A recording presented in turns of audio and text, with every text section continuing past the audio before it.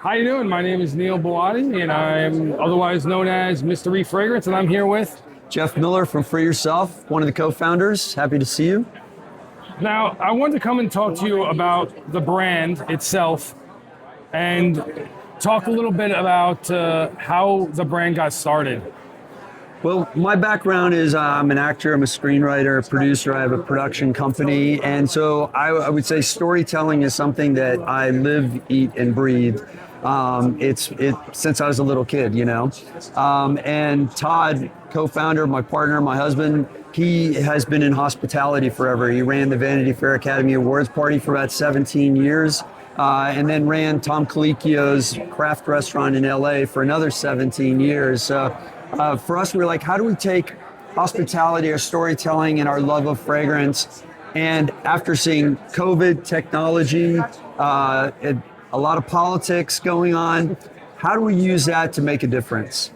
And so really it was investing in kind of how do we connect people to get the most flourishing, both individual flourishing and collective flourishing. Mm-hmm. And that's really kind of... It's fascinating because like you and your couple, your husband, you're basically one half of what I've done.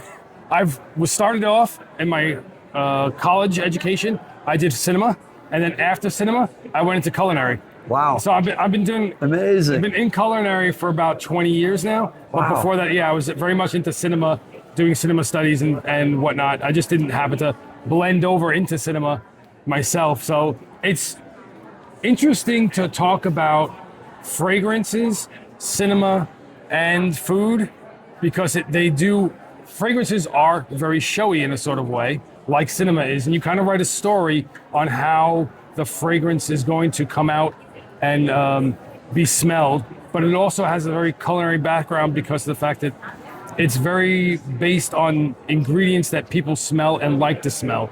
It's not, there's sometimes you get like an industrial smell that is man-made, but for the most part, they're thought of as things that you smell naturally in the environment. So that's why I was like fascinated with your story between the two of you. It's almost kind of like a correlation of what I am or a separation of what I am. But I really wanted to focus on the brand's like humanitarianism and how you guys have worked towards building the community of food, saving food for families and folks. Because you go into detail on where that started. Like you talked about how you wanted to make a difference, but beyond that, like what was the first step towards doing Yeah, that? thank you for I ended up getting a Master of Applied Positive Psychology from Penn, and I took a class with this guy Tal Ben-Shahar who wrote this book called Happier. That to me, as soon as that was in 2008, and I was like, that is it, because in the most basic sense, it's what's right with us instead of what's wrong with us. So for us, we brought that in hard and heavy. But when you talk about making a difference, when you try to make that tangible, it gets tricky. What is making a difference? I think a lot of us have made a difference in someone's life and maybe not known it. I've had people come up to me 20 years later and said something, might feel as though I'm a fraud in so many ways, and then suddenly somebody comes up and lets me know that that's what they're doing because of something. So we're like, but how do we do something tangible? So from the storytelling standpoint, inside all of our boxes, we brought in our word wall, and we come back to the word wall, but the idea between that, from that is like Rumi's guest. So inside all of our boxes here is this word wall, right? And it's about fragrance with intention. Rumi's poem, Rumi, the 15th century poet, saint, said, you welcome every guest, not just the guests that you want to come, but you welcome them all. And on some way, they will make a difference by having that welcome. So in making it tangible, there's a difference with generations going on. There's a difference with cultures, with gender, politics, religion, and all of that.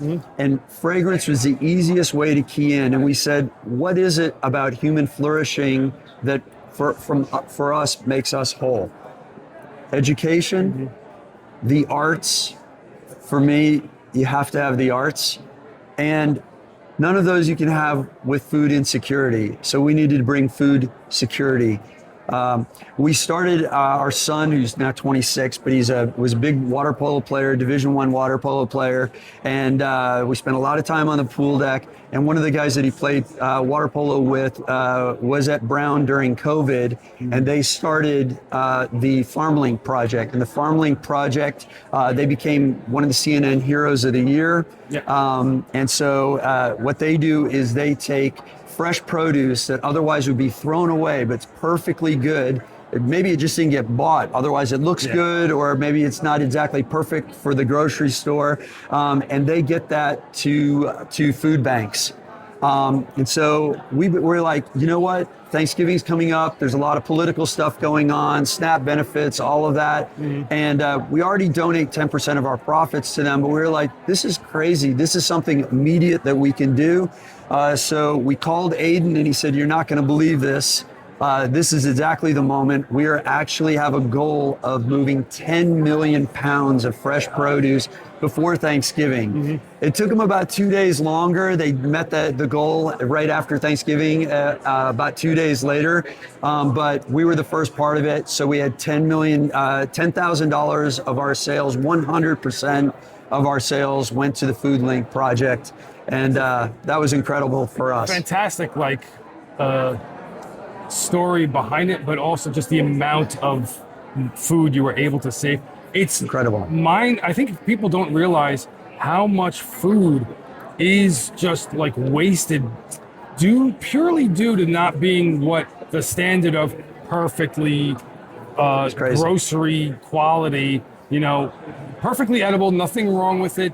It's just not visually appealing enough for them to put it on the grocery stand and get it sold. It's incredible. Because unfortunately, we live in a society where if it's not perfect, there's something wrong with it. Yeah. And we don't want to buy it.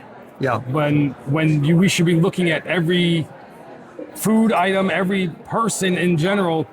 Everyone's not perfect. You should appreciate who they are deeper than just the surface of what they look like, for sure. Well, look, our $10,000 actually moved. This is crazy, but we moved 140,000 meals. Are you guys looking to do more? That's a crazy number, You guys looking to do more with them next year? Oh yeah, they're on our website. 10% of our profits actually are forever. You're gonna keep going. Well, hopefully our profits become really significant, and then again, it's to arts and education. Those are just the combination are the things that we're looking for: wholeness in community, wholeness individually, right? So beyond, having food security, education and the arts are things that we think really contribute to one's wholeness and to collective wholeness, collective flourishing.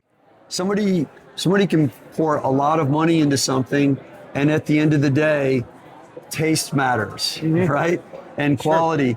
We're not thinking about contributing and making a difference when we're working on a fragrance. We're working on the story and what it evokes. And, I really come at it from a storytelling standpoint, from an acting standpoint, love of fragrance, one of the stories, and I'm sorry, I'm going to just kind of go off for a second, was when I was a kid, my dad owned a bar in Fort Lauderdale. And, my mom would take us into the bar in the morning to maybe drop something off for him.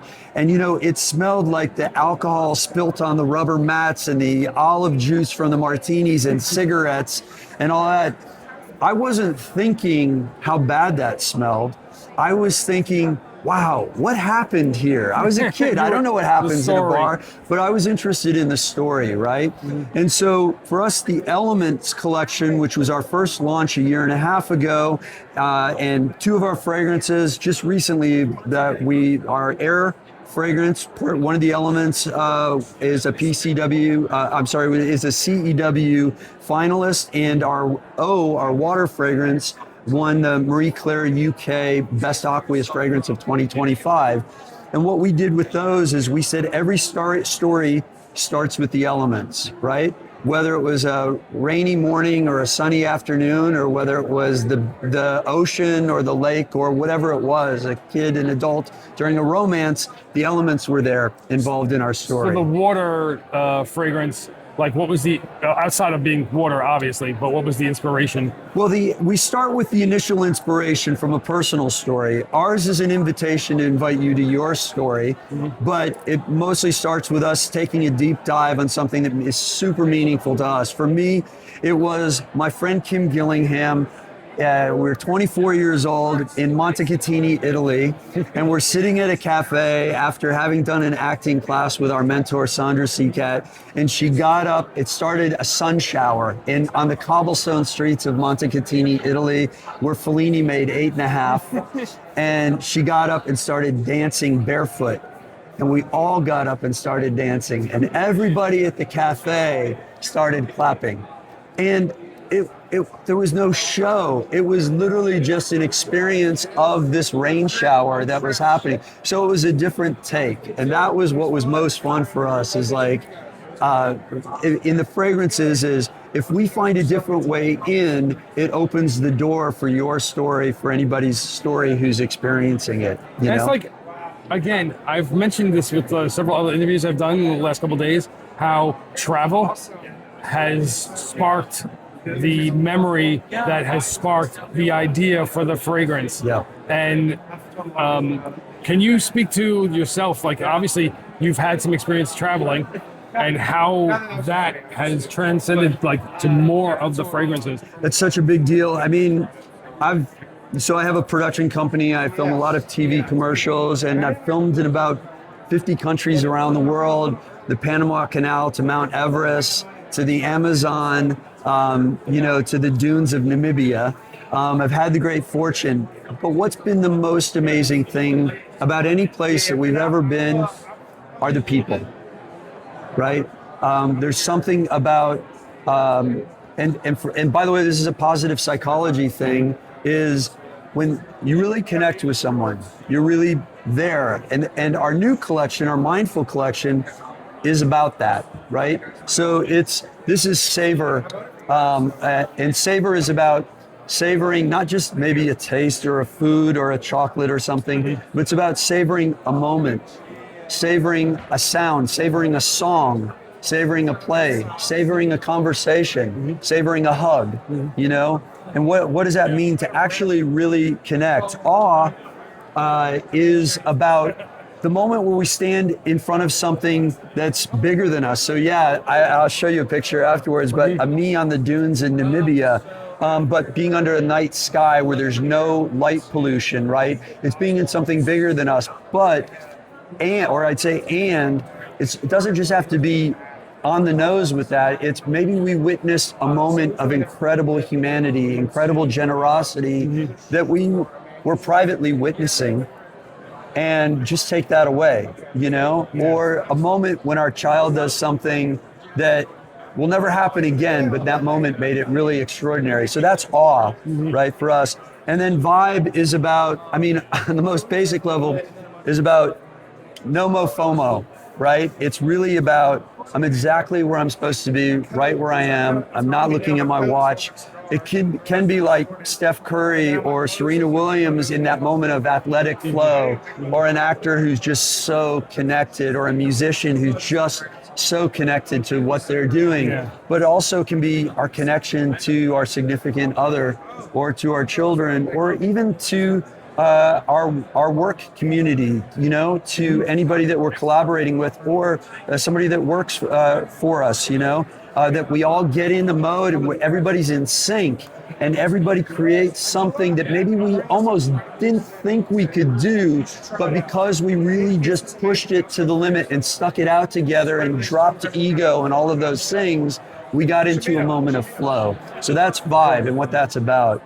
Excellent. Yeah, so they're all kind of connected. We try and really connect them to that humanitarianism and about our own personal flourishing and collective flourishing. Well, I really appreciate you taking the time to talk about the brand, the humanitarianism that you've been working on, and the fragrances themselves.